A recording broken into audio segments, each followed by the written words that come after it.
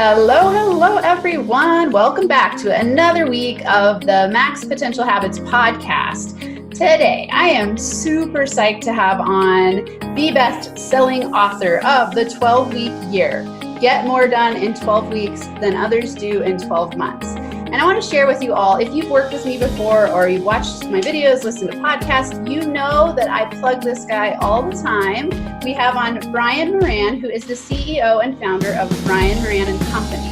As I said, he's a best-selling author and should be, because this book is incredibly useful to help you implement strategies that are going to take your business to the next level. If you're here listening, you all know that this is the place for tips, tools, and inspirational interviews to help you optimize your habits so that you can thrive and take your business to the next level. And Brian Moran is the main reason I was introduced to this book by, I think it was actually by Before the Millions, DeRay, on his podcast. We were having a great conversation and he said, you got to check out this book, because I had told him I do a quarterly plan.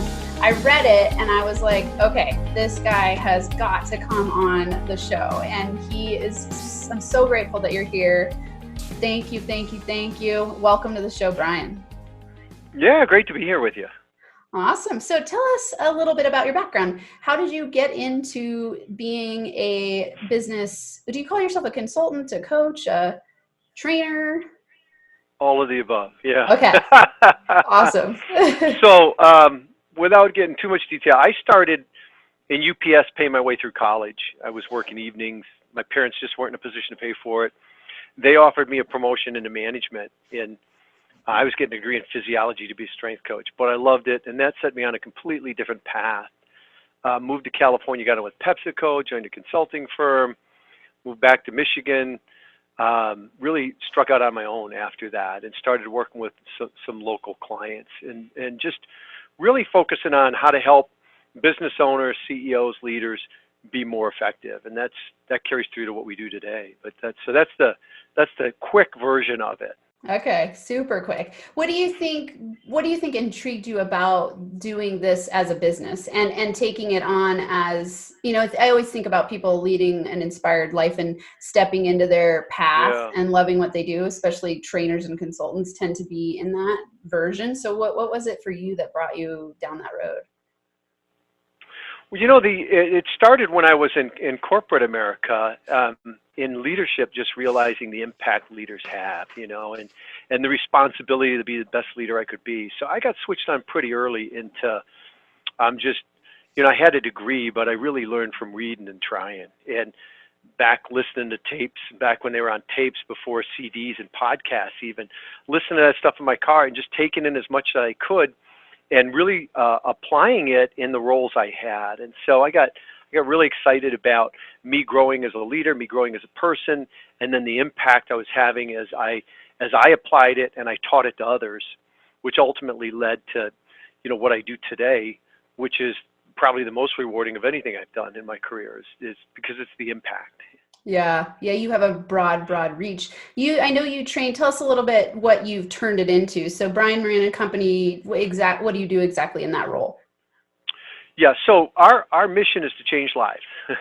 Okay. That's our mission. We have 3 guiding principles: dream big, serve others, do great work. And so we work in just about every industry, at every level. One of our primary industries is financial services, and what happens is those guys give our book out to their clients, which are business owners. And so we literally worked in about every industry. Our latest claim, Amanda, is that we're intergalactical. We've been international and global for years, but there's a company that goes out to asteroids and mines them for precious metals, and they use the 12-week year. So we got that going for us now. Nice. Too. But, I love that. It's great. Go for it. Yeah, I love that. I always think about when, as your vision expands, as you grow. So at first when you start out, let's say even as a kid in the developmental stages, you start out with a vision of like, what's my week going to be like? And then what's my month going to be like? And then year, and then it expands out. Oh, how can I serve my community? And you've got the galactic, cosmic, universal. Yeah, impact. There you go. So that's awesome. Yeah, huge vision. What do you think about that in terms of visioning and driving your business in a certain certain direction. At what stage of the game did you start to up level and notice that you were really driven to have that big of an impact? It was pretty early on that I realized I wanted to have an impact like that. Came from a very middle class family, great family though. My mom and dad were very intentional about building family identity, what it means to be a Moran, and we do that with our family too. But somewhere along the line, just realized that I wanted to have an impact, and it started as I got into leadership, and then when I went on my own, I saw an opportunity to really expand that. And the book we wrote, interestingly, Amanda, a lot of people write a book and then they try and build consulting or training around it. Our book just documented what we were doing with our clients. And I think that's part of the reason why it's so successful. Is because it wasn't something that we put out as theory and then had to go prove it.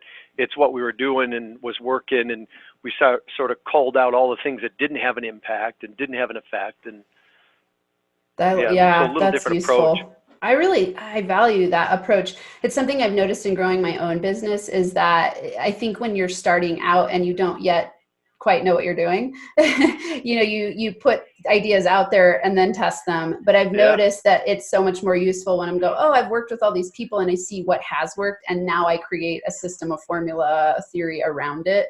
It's a really valuable approach for the people that you get to work with.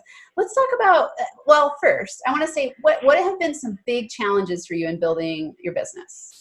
Just for listeners, everyone here is, or maybe not everyone, but most people are business builders, and we all face challenges along the way. So I like everyone to know that they're not alone and that it's just par for the course. So what are some big challenges you've faced and overcome in business? Probably the thing most of your listeners have had to go through, or they're right in the middle of, and that is, as a business owner, we've had to change our business model a number of times. We had stuff that was really working, and then the marketplace moved on, and we had to try some new things, and some of it didn't work the way we had hoped, and some of it did. So I think the biggest obstacle that we face constantly is just this notion of getting better and staying in the game and trying to figure out what our clients want and need and how we can best deliver that. And that's constantly changing because the marketplace is always evolving and moving. And just when you think you got it cornered, then it moves a little bit. So, and I think that's a pretty common challenge for all the business owners we work with. It's easy to get discouraged in that and feel like, you just figured it out, now it moved again. But that's the nature of it, right? And the success curve isn't straight up. I think a lot of the stuff you hear today, you're led to believe that the success curve is just this almost uninterrupted straight curve, when it's not. It's a bumpy line, it's a jagged line. And when that's not happening for you like you think it should, it's easy to get discouraged and go, well, something's wrong with me, when the reality is that's the process, right? It's never all straight up. There's bumps along the way, there's challenges, and what makes the entrepreneur, the business owner, the leader so effective is staying in the game, holding that ambiguity, holding that uncertainty, and still being able to, perform at their best day in and day out. That's so powerful. I think that's something that sets the entrepreneurs, business owners aside that succeed, is that right there is not having the unrealistic expectation is that it's going to be all up and all easy and all fun and all good. Right. Right. I talk to people a lot about, you're an entrepreneur when you're willing to offset pleasure in the moment for pleasure in the long run. You can handle the ups and downs and evolve with it and be adaptable and keep that mindset fixed on long-term success. So that's brilliant. And I think it's so not true. Easy though, as an entrepreneur, because you're out there on your own. Yeah. And you're second guessing yourself and you're doubting. That's all part of the process though. And it takes a unique individual to do that. Yeah. Oh, absolutely. I think the entrepreneurial mindset to me is one of my favorites because it's so growth minded and oriented towards solutions and figuring out the best solution for the time. And like you're talking about that adaptability even as the market changes, your customer changes, technology changes, and which changes our entire business.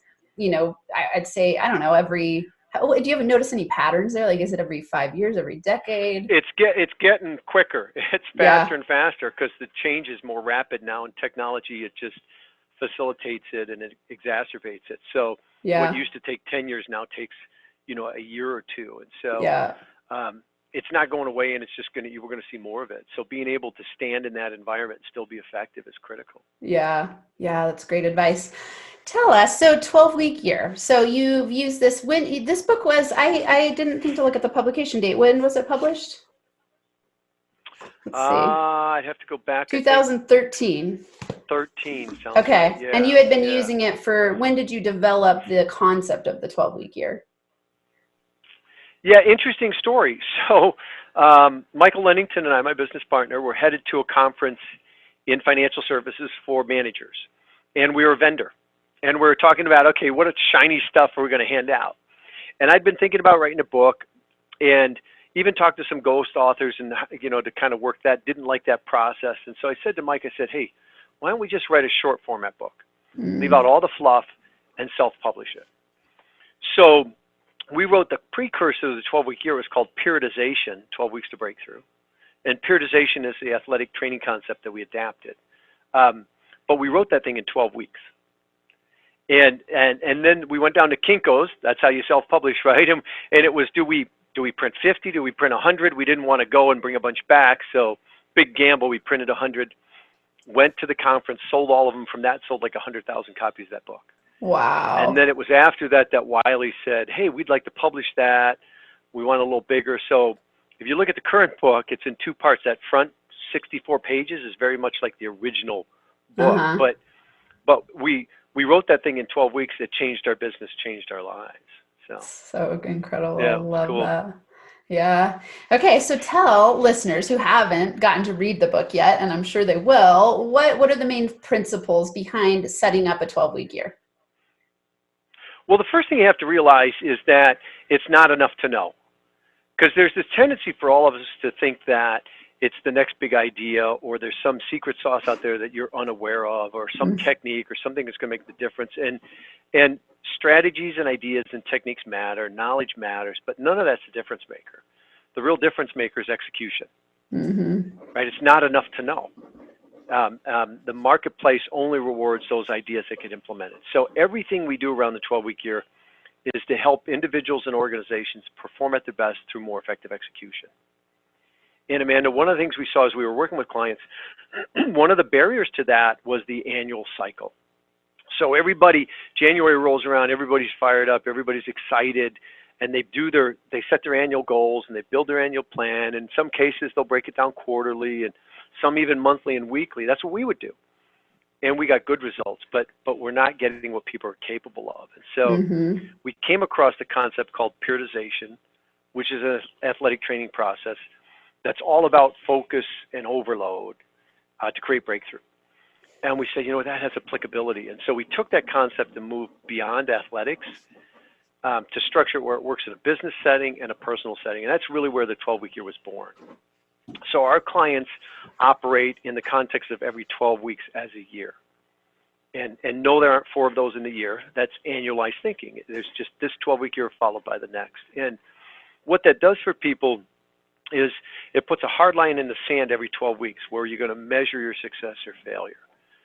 So you're just more consistent then day in and day out with kind of acting with a healthy sense of urgency.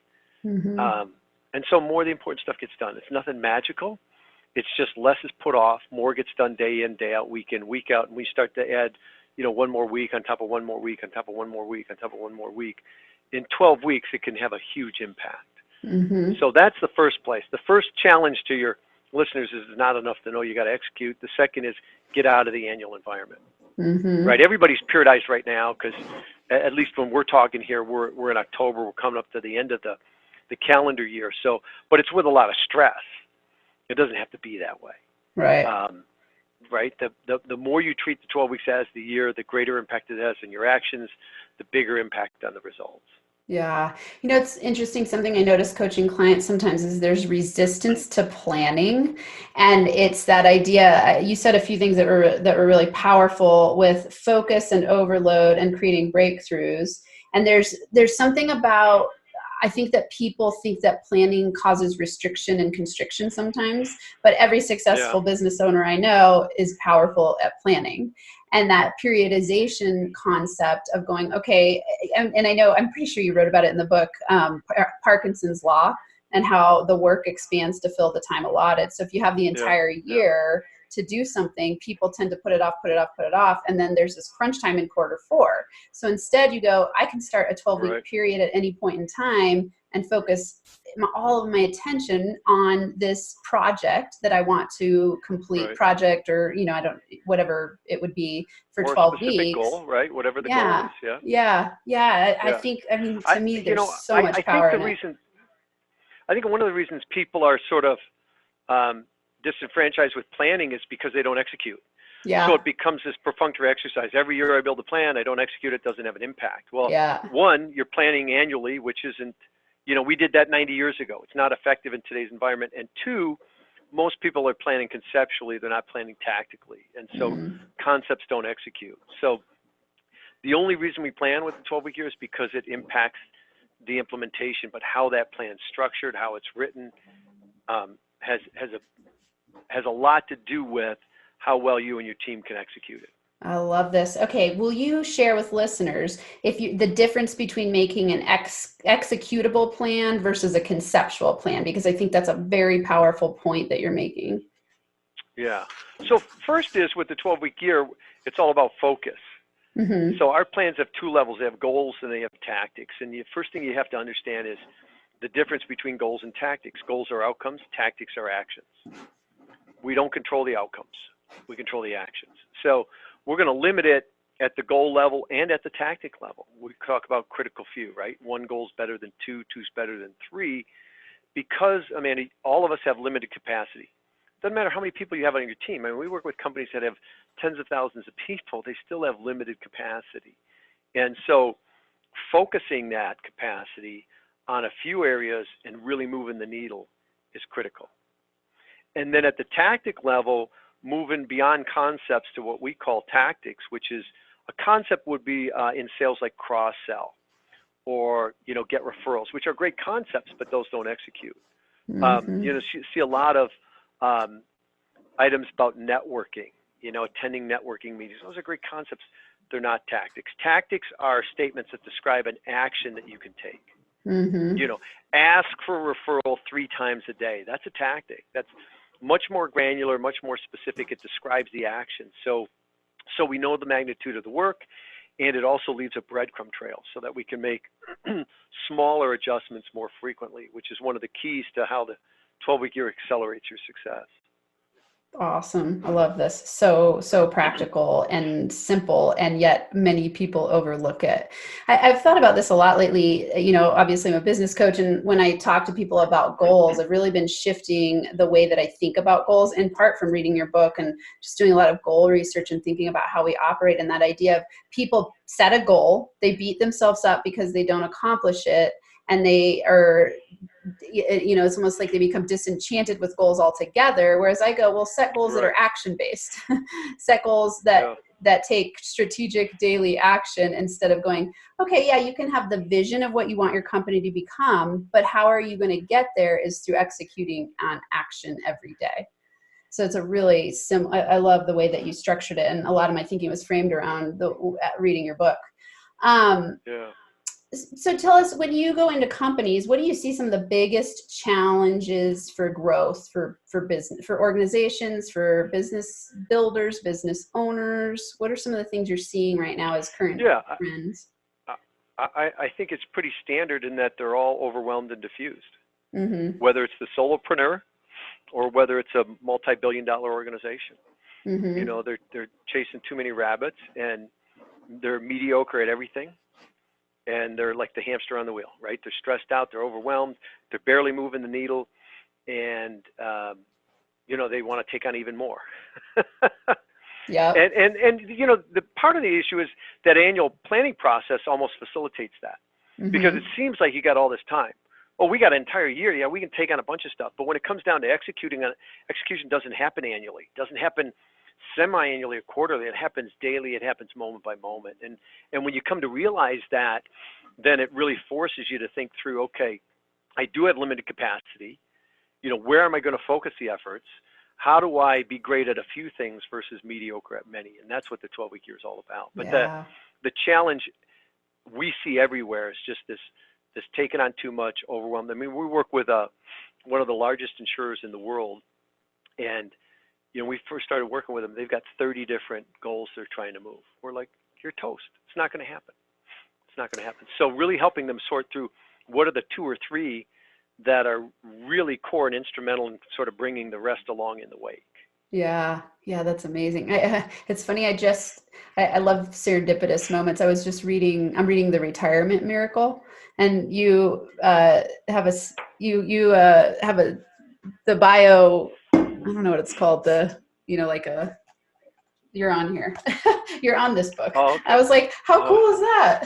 And I just got it yesterday, and I'm like, oh, that's really cool. Okay, so when they're obviously what you advocate and go in and train companies on when they're overwhelmed and diffused is to implement a 12-week year. And you guys, your philosophy is that you take on only 1 to 3. Is it 3 at the most? Goals at one time? Yeah. So here's the thing about that, Amanda, is it's their plan, so they decide. But the rule of thumb is 1's better than 2, 2's better than 3. When you start to get more than 3, our experience is no matter how many people you have on the team, you're probably setting yourself up to struggle. Now, that doesn't mean we don't have clients that said 5, sure, especially in their first 12-week year. Everybody overcommits in the first 12-week year because they're used to planning annually, and they really don't know about the capacity that they have to execute and all the other, it's not like you're going to stop all the day-to-day stuff. There's still going to be day-to-day things, and right. You still need margin. So if you create a plan that consumes your entire work week, you're going to lose. I mean, there's no way. But that's what people do. They start out. So we don't say, hey, you can only have 3. We strongly recommend. In fact, if it's your first 12 week, have 1 business goal, 1 personal goal would be ideal. Okay. And do you typically, when you're working with companies, do you always have them do 1 personal along with the business goals? Again, we don't force it. We encourage it though. Okay. And here's why, because oftentimes the personal goals, you have greater direct control of, right? So if I want to lose weight, I don't need to get a whole team of people to buy into that. So often on the personal side, you can see the effects of the 12-week year sooner, which becomes more self-reinforcing. Okay. And it works equally well there. It works in building relationships, growing spiritually, building your health, family, whatever. So yeah, that's great. Cool. I like that. I like that self, creates the loop of confidence where you go, okay, now I'm actually creating this in my personal life. I can do it in my business as well. I can do it with every area. Right. That's awesome. Right. Oh, shoot, I just lost my thought. I wanted to ask you, tracking. You were talking about the power of measuring. Will you talk a little bit about tracking and how important that is when you're creating a 12-week year? Yeah, it's important in anything where you're trying to accomplish a goal, the measurement piece. The challenge with that is most people have a lot of head trash about measurement and what it is and what it isn't. And at some point, all of us, measurement's been used to trigger negative consequences. So there's this, oftentimes we shy away from it. It doesn't always look the way we want. So it doesn't always feel good when we look at it. So again, there's this tendency to, I'll just kind of ignore it. But when you do, you're handicapping yourself. And so, there are lead and lag indicators that people need to track. Again, we're looking for the critical few. Most businesses can identify 15 or 20 or more. We're looking for the 3 or 4 or 5, right? What are the things that are most important? But the most powerful measure you have is a measure of your execution. Because again, we control the actions, not the outcomes. So we track the outcomes, we score the execution. And it's in the combination of those 2 measures that really tells the story and allows you to pinpoint where the breakdown is and where the adjustment needs to be made. And by the way, the breakdown's in one of 2 places. It's either in the plan or it's in the execution. And 80% of the time or greater, it's the execution. But most people change the plan, So with the 12-week year, you'll know where the breakdown is. And that's what allows you to make those adjustments sooner and really ramp up the success faster. That's so powerful. Okay, so you said the tracking of the outcomes and the scoring of the execution. So give me a practical example of what that looks like, how you're tracking that and scoring it. Yeah, so we have an online tool called Achieve that you'll set up your vision, you build your plan, it'll create a weekly plan, it'll help you It'll have you score your execution. We also are coming out with a planner. If you like the paper system, same thing. But what you'll do, let's say I got a sales goal and I got a weight loss goal, right? One business, one personal. I'm probably going to track my sales. I might track some lead indicators like proposals or quotes or referrals, things like that. I'm going to track pounds lost, right? So those are tracking outcomes. Gotcha. I'm going to score my execution, which means every week I'm going to go in, and in our system, you're going to check off what got done, and the system's going to calculate a score between 0 and 100%. If you're doing it on a legal pad, just do the math. Yeah. Right? If you got 7 of the 10 things done, 70%. Now, here's the thing, though. That weekly plan doesn't have everything you do. It's just what's due this week in the 12-week plan. Okay. So by default, it's the most important stuff. Yeah. And you don't have to be perfect. Typically, if you're 80+%, you'll accomplish the 12-week goals. Okay. That said, the average person probably scores around 65%, which, in academia, you're thinking loser, but on the system, you'll do well. You won't do what you're capable of, but you'll still do well at that. Yeah. But it's that combination of understanding, to what degree am I doing what I said I needed to do, and is it producing what I thought it would? Yeah. That's the combo of those measures. I would imagine too that as people go through 12-week years and get better and better at it, they become more astute at gauging what they're capable of doing in 12 weeks and pushing themselves to that stretch zone. Do you notice that? Yep. So usually what happens, people starting out, is they'll take an annual goal and divide it by 4. Right. Which honestly is limiting. Yeah. I mean, I got a call from a client, and it was in September, and she said, look, I'm calling it, just got off the phone with my boss. I hit my annual goal. I'll probably double it by the end of December. This was last year, and she did. Right? Had she just taken her goal and divided by 4, that would have never happened. But because people are so annualized, that's what they do. Yeah. Once you get rolling with the 12-week year system, you'll emphasize and pay more attention to what's been the trend from the last few 12-week years. Right? What's the best 12 weeks you've ever had? What would great look like this 12 weeks? And so because you build the momentum, you build the confidence, and now you've got this system that is kind of tracking that progress for you, you'll be able to set a better goal. That's great. This is good stuff. I hope that you are all taking notes and writing down what you're saying, because this is very, very powerful. I mean, I see it as such an incredible way to execute on business. Really, when you were talking about how I want to look at my notes here because I liked the wording that you used. You were talking about the breakdown. It's either a breakdown in the plan or the execution, and that it's not ever that we don't know enough. It's about the execution. And so, this book and the system that you've created is very powerful for execution. And so, thank you so much for all these tips. What would you say for you have been your top 3 max potential habits that have gotten you where you are today? Great question. One is I'm always hungry to learn, and I don't know that started when I was a kid. So all I've had to do is kind of feed that. For whatever the reason, it was kind of in my DNA, and so I'm always hungry to learn. I'm always learning new things. I'm always trying new things. I'd say the other habit is I'm very connected to my vision. And when we do vision work with the 12-week year, we don't just do it around your business. We start with your life, because business is part of life. So there's an emotional connection to what I'm doing Monday through Friday and the life I want to live. The other one is just understanding that there's a price to pay. Anything worthwhile takes effort. So I've been willing to pay that price on a daily basis. Now, I'm not, it sounds like I'm the superhero. I'm not. I don't execute perfectly. There's weeks I stumble, but week in, week out, day in, day out, I'm clear on the fact that, look, if I want to live this life, I have to do these things, whatever that takes. If I want to be healthy, I got to go to the gym. I got to eat better. And it's not going from one diet to the next. It's not going from, South Beach to paleo to keto. It's about daily habit. It's the daily mundane, if you will. Yeah. And so I've been clear on that, and I think, willing to pay that price on a daily basis. Yeah. That's so powerful. So yeah, before we got on, I don't know if you got to hear read some of my backstory, but I went from food stamps to six figures in the last 3 years. And I have really shifted my values toward wealth building through my business. So I see business as a vehicle to build wealth, to have, flexibility, freedom, all these different things. And yet a lot of people I've noticed will say, if you are standing in a room with a whole bunch of people and you ask, do you want financial freedom?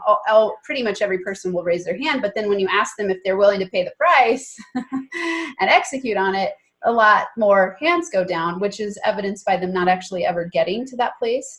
And I think that one of my favorite mantras is, with great wealth comes great responsibility, and I embrace both.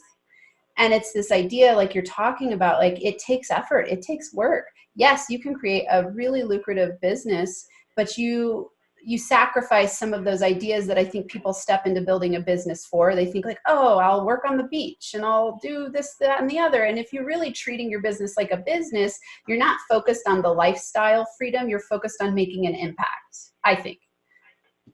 I'm curious what you think about that. Yeah, I agree with you. I mean, if you're gonna really succeed at business, it's because you've helped people. Yeah. You look at, now there are some people that have bamboozled and cheated and whatnot, but those are few and far between. If you're gonna be rewarded in business, it's because you're making a difference for people. It's, I think it was Walter Williams that said, look at a dollar bill. That's a certificate of performance, which I love that thought, right? It That's says, awesome. hey, you did something worthwhile. Why does Bill Gates, why does he as wealthy as he is? Because he created something that people wanted and people use, and millions and millions of people. And so the aspect of business that makes it noble, that makes it really a quest that's in my mind really honorable, is the fact that if you're going to be successful, you got to help others. That's how you make it in business. Yeah, definitely that exchange of value. Yeah. Okay. I clearly, your book is one of my favorites in terms of execution. I've recommended it to a lot of people. What would you say is one of your favorite books that you would recommend to listeners? Wow. There's a lot. It depends on, kind of what you're going after. Yeah. Feel the Fear and Do It Anyways by Susan Jeffers. I don't know if I think it's still in print. It's a phenomenal book.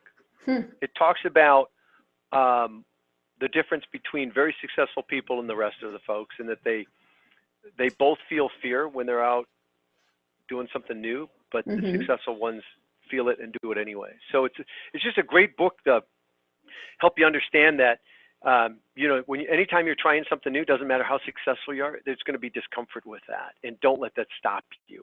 Right? Because I think sometimes when you start to feel that, you go, oh, maybe this isn't right for me, or maybe I'm not right for this, or whatever.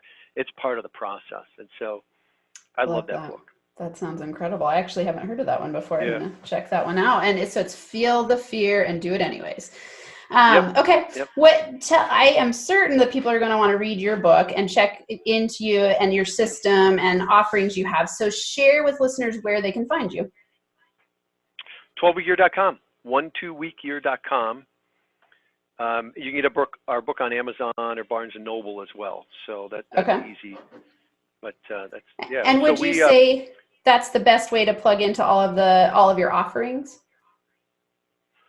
It's a great start. You'll get the concept, and it either resonates with you or it doesn't. From there, we offer everything from an Achieve Power Pack, which is an online training videos and access to our software for under $300, to one-on-one coaching, to training done for you. As I mentioned, we've got the new planner coming out.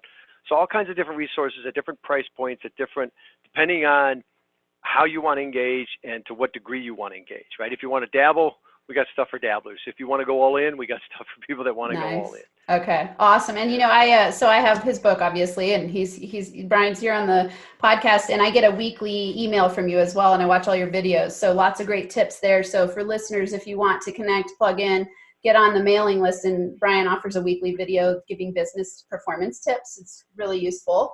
Okay, last piece of advice. What would your greatest piece of advice be for business owners? Well, no pressure there, right? Your greatest piece of advice. Yeah, you're on your deathbed and you get to share this one wisdom, this nugget. Yeah. So what I'll tell you is I would probably go to a principle we talk about in the book called Greatness in the Moment. And this realization that life is lived in the moment, that really that's all we have. 1 minute ago is gone. It's a memory. The future's not here. You know, I talk about how the hourglass is a great metaphor, and I have one in my office. The sand at the bottom is the past. It exists only as a memory. The sand at the top is the future. God willing, we get to live that worst life lived. It's one grain at a time, one moment at a time. And the more you can be present and the more you can be purposeful and intentional in that moment, the richer life is. That's awesome. I wish I could give you a giant high five in person right now. I love that. That's incredible. Thank you so much for being here, Brian. It's been very, very value filled. I hopefully will get to meet you in person at some point, and I just appreciate you being here. So with that, I'm going to sign off. I thank you, audience, for being here. Give us some comments, do some hashtags, spread the word. NFA Coaching for the hashtag if you want to share your favorite takeaway tip from today's podcast.